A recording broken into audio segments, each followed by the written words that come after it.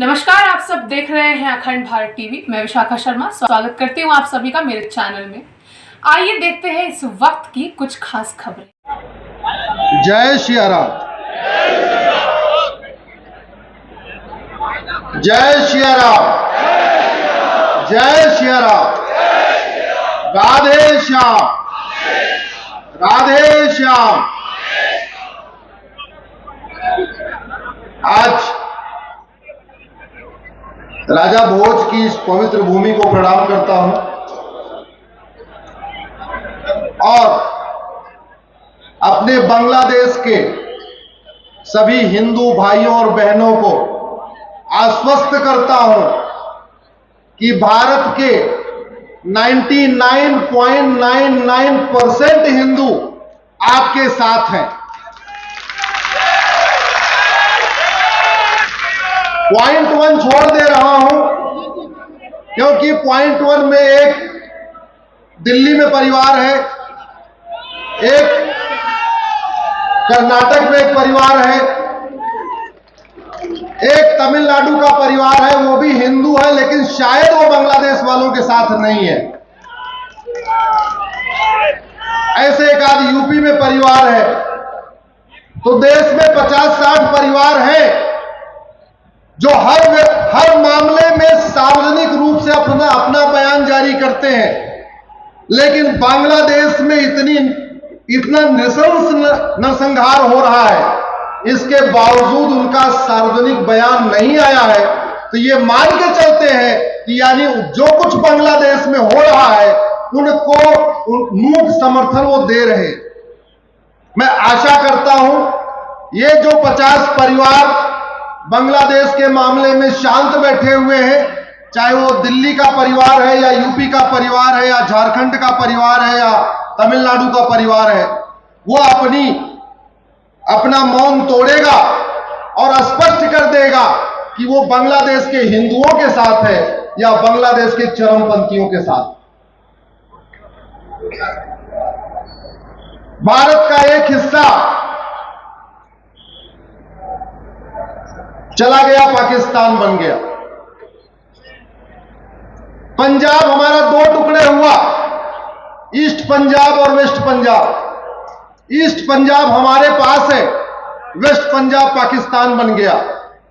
आज वेस्ट पंजाब की क्या हालत है सबको पता है। ऐसे ही बंगाल के 2 टुकड़े हुए, एक बंगाल हमारे पास है, दूसरा बंगाल बांग्लादेश बन गया।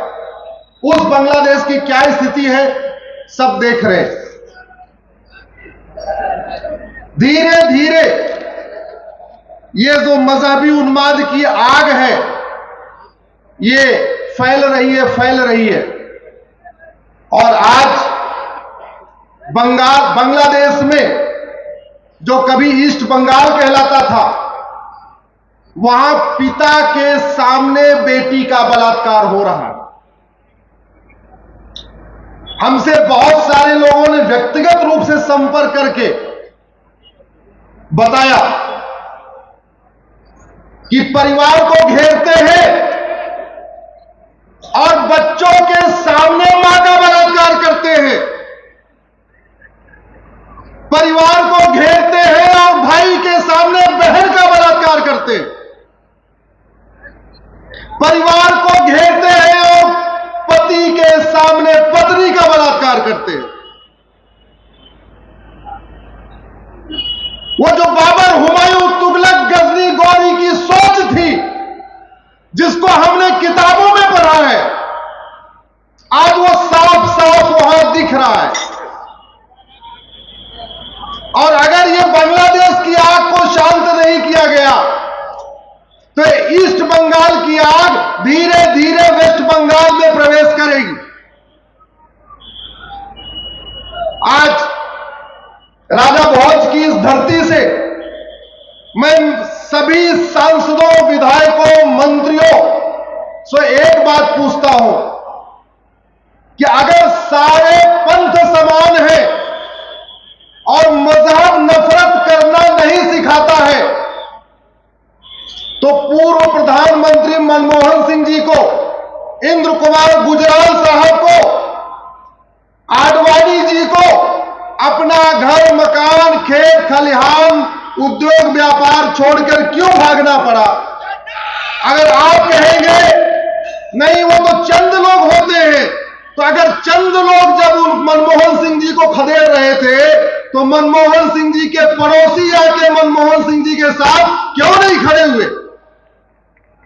आज मैं यहां राजा भोज की धरती से भारत के सारे अधिवक्ताओं से और विशेष रूप से सुप्रीम कोर्ट और हाई कोर्ट के जजों से पूछ रहा हूं, अगर सारे पंथ समान होते हैं और मजहब आपस में बैर रखना नहीं सिखाता, तो सॉली सोराब जी को, फाली नरीमन साहब को, जेठमलानी जी को और अरुण जेटली जी को अपना मकान, दुकान, खेत खलिहान छोड़कर क्यों भागना पड़ा? और जब भाग रहे थे तो उनके पड़ोसी जो कन्वर्टेड हिंदू थे वो उनकी मदद क्यों नहीं कर रहे थे?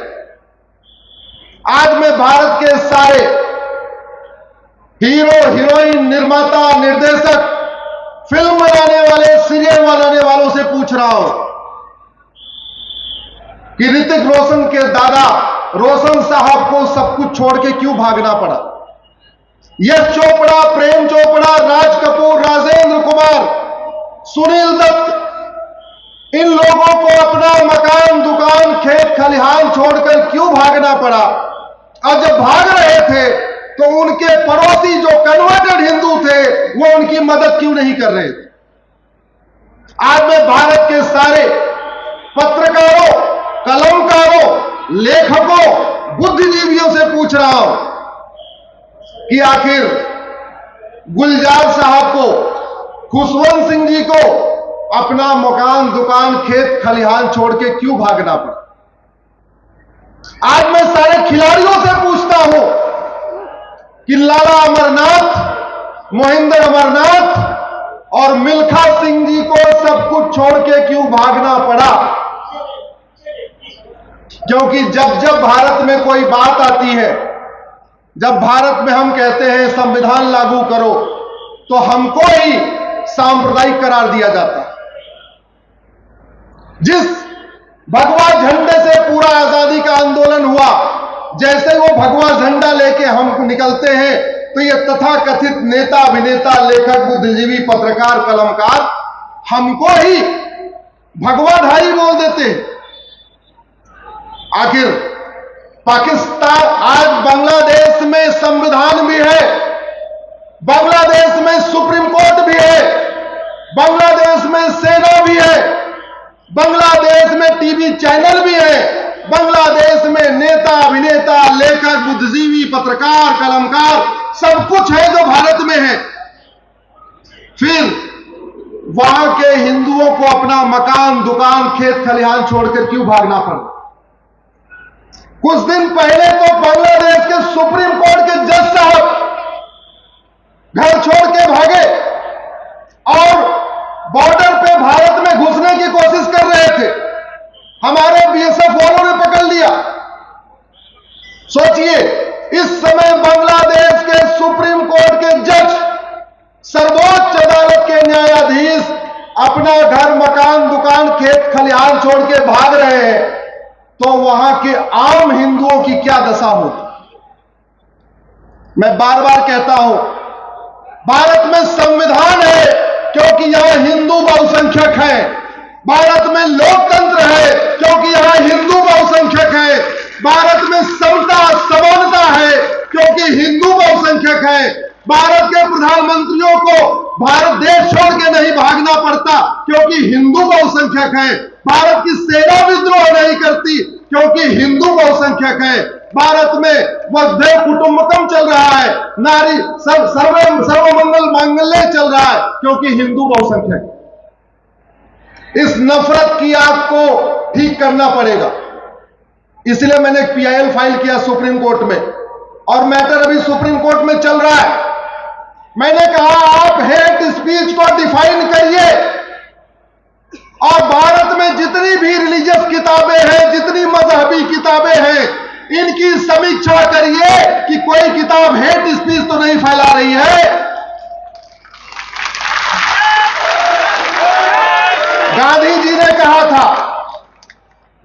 ने कहा था आतंकवादी को मारने से आतंकवाद खत्म नहीं होगा, आतंकी सोच को मारना पड़ेगा। मैं कह रहा हूं जिहादियों को मारने से जिहाद खत्म नहीं होगा, जिहादी सोच खत्म करना पड़ेगा। तरीका यही है, हेट स्पीच डिफाइन किया जाए और जितनी भी किताबें हैं, मैं कह रहा हूं वेद की समीक्षा करो, भगवत गीता की समीक्षा करो, रामचरितमानस की समीक्षा करो, रामायण की समीक्षा करो और जितनी भी मजहबी किताबें हैं सबकी समीक्षा करो। अगर कहीं से हेट स्पीच फैलाई जा रही है तो इसको बंद करना पड़ेगा, नहीं तो आने वाले समय में समस्या बढ़ेगी। आज बांग्लादेश में जो हिंदू डॉक्टर है उनसे इस्तीफा लिया जा रहा है, जो अध्यापक है उनसे इस्तीफा लिया जा रहा है, इवन वहां जो जज है हिंदू उनसे इस्तीफा लिया जा रहा है, जो हिंदू पुलिस अधिकारी है, कांस्टेबल है, थानेदार है, कप्तान है, उनको भी इस्तीफा देने के लिए मजबूर किया जा रहा है। आज मैं इस भोपाल की पवित्र भूमि से भारत के सभी अपने पुलिस वाले साथियों को बताना चाहता हूं, धर्मांतरण रोकने के लिए गुरु तेग बहादुर जी ने अपना शीश कटवा दिया था। धर्मांतरण रोकने के लिए गुरु गोविंद सिंह जी ने पूरा परिवार बलिदान कर दिया। धर्मांतरण रोकने के लिए छत्रपति शिवाजी महाराज ने पूरा बलिदान कर दिया। आप हमारे कहने से केवल एक काम करिए, जब कभी आपको धर्मांतरण की शिकायत मिले, या विशेष रूप से मैं अपने सारे थानेदार, सारे कप्तान से, अपने जितने सिपाही हैं, सारे पुलिस वाले भाइयों से कहता हूं, जब कभी आपको धर्मांतरण की शिकायत मिले, सीधे धर्मांतरण कराने वाले मिशनरियों, जिहादियों और उनके मददगारों पे एनएसए लगाइए, यूएपीए लगाइए, देशद्रोह की धारा लगाइए, वेजिंग वॉर लगाइए, गैंगस्टर एक्ट लगाइए और आपको परेशान होने की जरूरत नहीं है। इसका रास्ता हमने सुप्रीम कोर्ट से खुलवा दिया।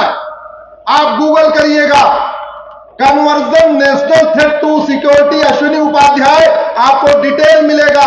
14 नवंबर 2022 को माननीय सुप्रीम कोर्ट ने कहा था धर्मांतरण राष्ट्र की सुरक्षा के लिए खतरा है, और जो राष्ट्र की सुरक्षा के लिए खतरा होता है उससे निपटने के लिए कानून है एनएसए, और एनएसए लगा देंगे, एक साथ जमानत भी नहीं होगी।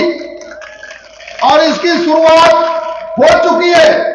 अभी गजप्रस्थ, जिसको गाजी खान ने गाजियाबाद बना दिया, वहां एक घटना आई थी, मैंने माननीय सुप्रीम कोर्ट का ऑर्डर दिखाया, कमिश्नर साहब ने एनएसए लगवा दिया, 1 साल से वो बेल पे जेल में है, बेल नहीं मिली है। इसलिए कह रहा हूं धर्मांतरण राष्ट्र की सुरक्षा के लिए खतरा है, धर्मांतरण देश की एकता अखंडता के लिए खतरा है, धर्मांतरण एक इनडायरेक्ट वॉर है, धर्मांतरण एक संगठित अपराध है, धर्मांतरण एक देशद्रोह है।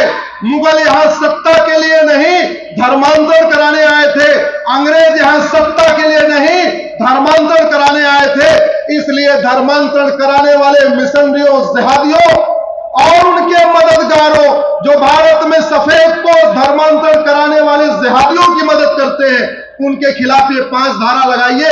जिस दिन आप लगाना शुरू कर देंगे, मैं गारंटी के साथ कहता हूं धर्मांतरण रुक जाएगा। आज की डेट में प्रतिदिन 10,000 हिंदुओं का धर्मांतरण हो रहा है, यह हमारे लिए बहुत चिंता की बात। दूसरी बात, घुसपैठ, शर्म नहीं आती उस वहां के शासकों को, वो 1 करोड़ हिंदुओं को नहीं संभाल पा रहे हैं, जबकि वो वहीं के रहने वाले हैं, और हम 6 करोड़ घुसपैठियों को संभाल के रखे हुए हैं, जो यहां अवैध रूप से आए हुए।